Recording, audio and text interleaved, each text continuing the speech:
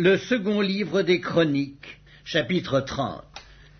Ézéchias envoya des messagers dans tout Israël et Juda, et il écrivit aussi des lettres à Éphraïm et à Manassé, pour qu'ils vinssent à la maison de l'Éternel à Jérusalem célébrer la Pâque en l'honneur de l'Éternel, le Dieu d'Israël.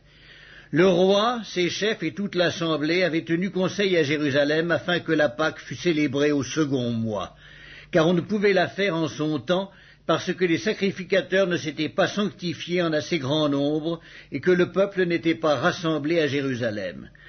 La chose ayant eu l'approbation du roi et de toute l'assemblée, ils décidèrent de faire une publication dans tout Israël, depuis Beersheba jusqu'à Dan, pour que l'on vînt à Jérusalem célébrer la Pâque en l'honneur de l'Éternel, le Dieu d'Israël, car elle n'était plus célébrée par la multitude comme il est écrit. Les coureurs allèrent avec les lettres du roi et de ses chefs dans tout Israël et Juda.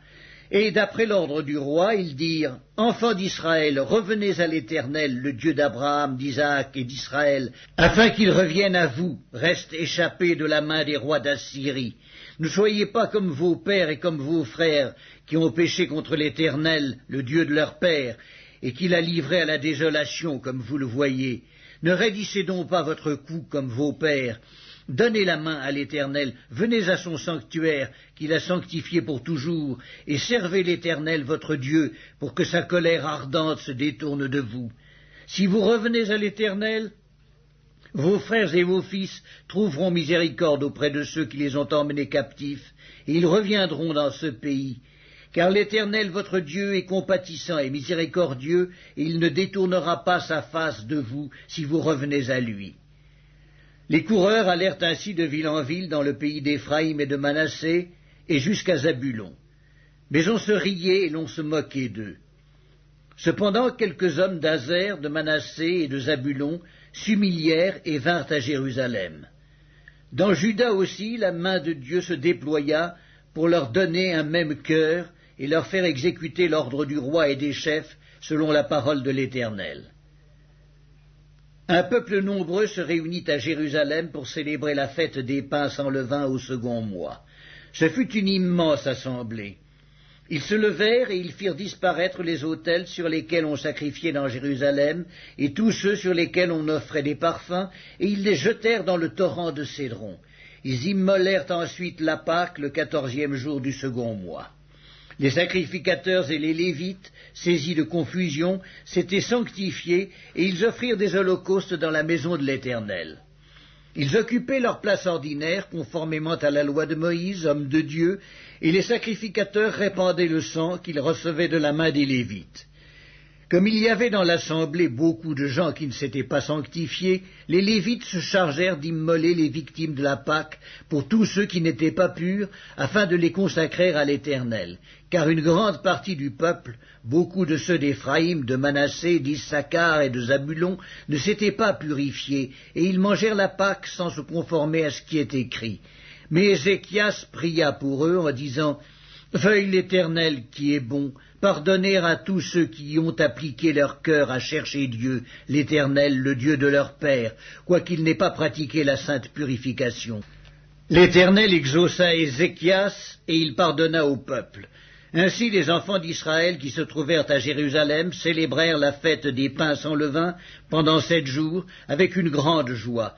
Et chaque jour, les Lévites et les sacrificateurs louaient l'Éternel avec les instruments qui retentissaient en son honneur. Ézéchias parla au cœur de tous les Lévites, qui montraient une grande intelligence pour le service de l'Éternel. Ils mangèrent les victimes pendant 7 jours, offrant des sacrifices d'action de grâce et louant l'Éternel, le Dieu de leur père. Toute l'assemblée fut d'avis de célébrer 7 autres jours, et ils célébrèrent joyeusement ces 7 jours, car Ézéchias, roi de Juda, avait donné à l'assemblée 1000 taureaux et 7000 brebis, et les chefs lui donnèrent 1000 taureaux et 10 000 brebis, et des sacrificateurs en grand nombre s'étaient sanctifiés. Toute l'assemblée de Juda et les sacrificateurs et les Lévites et tout le peuple venu d'Israël et les étrangers venus du pays d'Israël ou établis en Juda se livrèrent à la joie. Il y eut à Jérusalem de grandes réjouissances, et depuis le temps de Salomon, fils de David, roi d'Israël, rien de semblable n'avait eu lieu dans Jérusalem. Les sacrificateurs et les Lévites se levèrent et bénirent le peuple, et leur voix fut entendue, et leur prière parvint jusqu'aux cieux, jusqu'à la sainte demeure de l'Éternel. Le second livre des Chroniques, chapitre 31. Lorsque tout cela fut terminé, tous ceux d'Israël qui étaient présents partirent pour les villes de Juda, et ils brisèrent les statues, abattirent les idoles, et renversèrent entièrement les hauts lieux et les autels dans tout Juda et Benjamin, et dans Éphraïm et Manassé. Puis tous les enfants d'Israël retournèrent dans leur ville, chacun dans sa propriété. Ézéchias rétablit les classes des sacrificateurs et des Lévites d'après leur division, chacun selon ses fonctions, sacrificateurs et Lévites, pour les holocaustes et les sacrifices d'action de grâce, pour le service, pour les chants et les louanges, aux portes du camp de l'Éternel. Le roi donna une portion de ses biens pour les holocaustes du matin et du soir, et pour les holocaustes des sabbats, des nouvelles lunes et des fêtes, comme il est écrit dans la loi de l'Éternel. Et il dit au peuple, aux habitants de Jérusalem, de donner la portion des sacrificateurs et des Lévites afin qu'ils observassent fidèlement la loi de l'Éternel. Lorsque la chose fut répandue, les enfants d'Israël donnèrent en abondance les prémices du blé, du mou, de l'huile, du miel et de tous les produits des champs. Ils apportèrent aussi en abondance la dîme de tout. De même, les enfants d'Israël et de Juda qui demeuraient dans les villes de Juda donnèrent la dîme du gros et du menu bétail et la dîme des choses saintes qui étaient consacrées à l'Éternel, leur Dieu, et dont on fit plusieurs tas. On commença à former les tas au 3e mois et l'on acheva au 7e mois.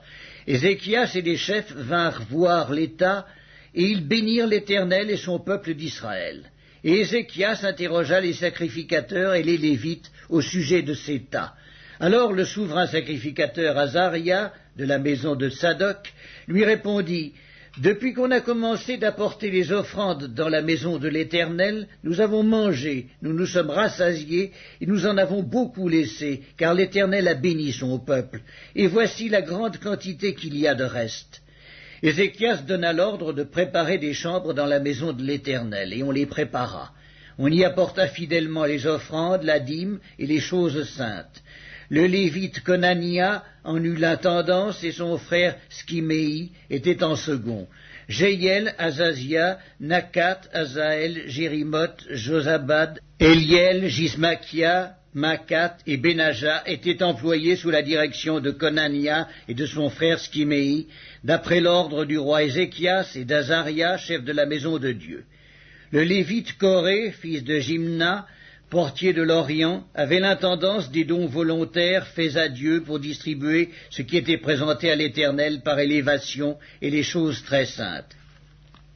Dans les villes sacerdotales, Éden, Benjamin, Josué, Semaïja, Amaria, Skekania étaient placés sous sa direction pour faire fidèlement les distributions à leurs frères, grands et petits, selon leur division. Aux mâles enregistrés depuis l'âge de 3 ans et au-dessus, à tous ceux qui entraient journellement dans la maison de l'Éternel pour faire leur service selon leurs fonctions et selon leur division, aux sacrificateurs enregistrés d'après leur maison paternelle, et aux Lévites de 20 ans et au-dessus, selon leurs fonctions et selon leur division, à ceux de toute l'assemblée enregistrés avec tous leurs petits-enfants, leurs femmes, leurs fils et leurs filles, car ils se consacraient fidèlement au service du sanctuaire. Et pour les fils d'Aaron, les sacrificateurs qui demeuraient à la campagne, dans les banlieues de leur ville, il y avait dans chaque ville des hommes désignés par leur nom pour distribuer les portions à tous les mâles des sacrificateurs et à tous les Lévites enregistrés. Voilà ce que fit Ézéchias dans tout Juda. Il fit ce qui est bien, ce qui est droit, ce qui est vrai devant l'Éternel son Dieu. Il agit de tout son cœur et il réussit dans tout ce qu'il entreprit en recherchant son Dieu pour le service de la maison de Dieu, pour la loi et pour les commandements. Le second livre des Chroniques, chapitre 32. Après ces choses et ces actes de fidélité, parut Sankérib, roi d'Assyrie, qui pénétra en Juda et assiégea les villes fortes, dans l'intention de s'en emparer. Ézéchias, voyant que Sankérib était venu et qu'il se proposait d'attaquer Jérusalem, tint conseil avec ses chefs et ses hommes vaillants afin de boucher les sources d'eau qui étaient hors de la ville. Et ils furent de son avis. Une foule de gens se rassemblèrent et ils bouchèrent toutes les sources et le ruisseau qui coule au milieu de la contrée. Pourquoi, disait-il, les rois d'Assyrie trouveraient-ils à leur arrivée des eaux en abondance? Ézéchias prit courage, il reconstruisit la muraille qui était en ruine et l'éleva jusqu'au tour, bâtit un autre mur en dehors, fortifia Milo dans la cité de David et prépara une quantité d'armes et de boucliers.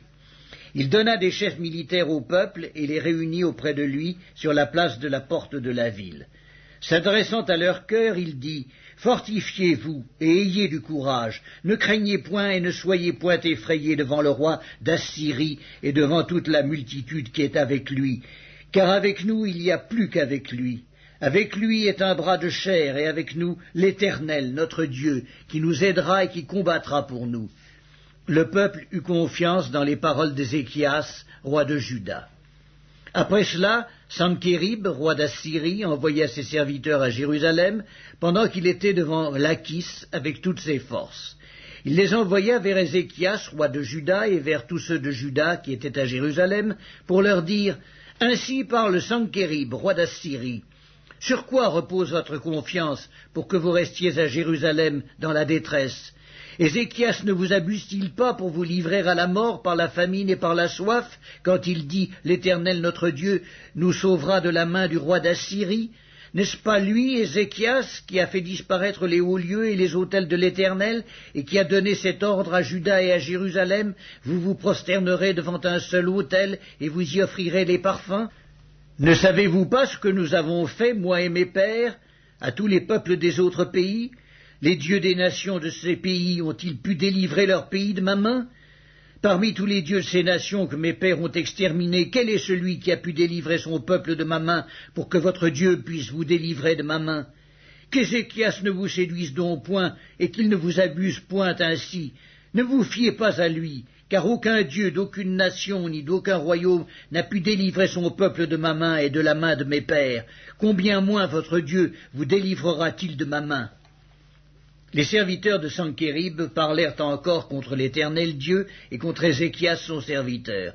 Et il envoya une lettre insultante pour l'Éternel, le Dieu d'Israël, en s'exprimant ainsi contre lui. De même que les dieux des nations des autres pays n'ont pu délivrer leur peuple de ma main, de même le Dieu d'Ézéchias ne délivrera pas son peuple de ma main. Les serviteurs de Sankérib crièrent à haute voix en langue judaïque, afin de jeter l'effroi et l'épouvante parmi le peuple de Jérusalem qui était sur la muraille, et de pouvoir ainsi s'emparer de la ville. Ils parlèrent du Dieu de Jérusalem comme des dieux des peuples de la terre, ouvrage de main d'homme. Le roi Ézéchias et le prophète Ésaïe, fils d'Amoz, se mirent à prier à ce sujet, et ils crièrent au ciel. Alors l'Éternel envoya un ange qui extermina dans le camp du roi d'Assyrie tous les vaillants hommes, les princes et les chefs, et le roi confus retourna dans son pays. Il entra dans la maison de son Dieu, et là ceux qui étaient sortis de ses entrailles le firent tomber par l'épée. Ainsi l'Éternel sauva Ézéchias et les habitants de Jérusalem de la main de Sankérib, roi d'Assyrie, et de la main de tous, et il les protégea contre ceux qui les entouraient. Beaucoup de gens apportèrent dans Jérusalem des offrandes à l'Éternel et de riches présents à Ézéchias, roi de Juda, qui depuis lors fut élevé aux yeux de toutes les nations. En ce temps-là, Ézéchias fut malade à la mort. Il fit une prière à l'Éternel, et l'Éternel lui adressa la parole et lui accorda un prodige. Mais Ézéchias ne répondit point au bienfait qu'il avait reçu, car son cœur s'éleva, et la colère de l'Éternel fut sur lui et sur Juda et Jérusalem. Alors Ézéchias, du sein de son orgueil, s'humilia avec les habitants de Jérusalem, et la colère de l'Éternel ne vint pas sur eux pendant la vie d'Ézéchias. Ézéchias eut beaucoup de richesses et de gloire. Il se fit des trésors d'argent, d'or, de pierres précieuses, d'aromates, de boucliers et de tous les objets qu'on peut désirer, des magasins pour les produits en blé, en mou et en huile, des crèches pour toute espèce de bétail et des étables pour les troupeaux. Il se bâtit des villes et il eut en abondance des troupeaux de menu et de gros bétail, car Dieu lui avait donné des biens considérables. Ce fut aussi lui, Ézéchias, qui boucha l'issue supérieure des eaux de Guillon et les conduisit en bas vers l'occident de la cité de David. Ézéchias réussit dans toutes ses entreprises.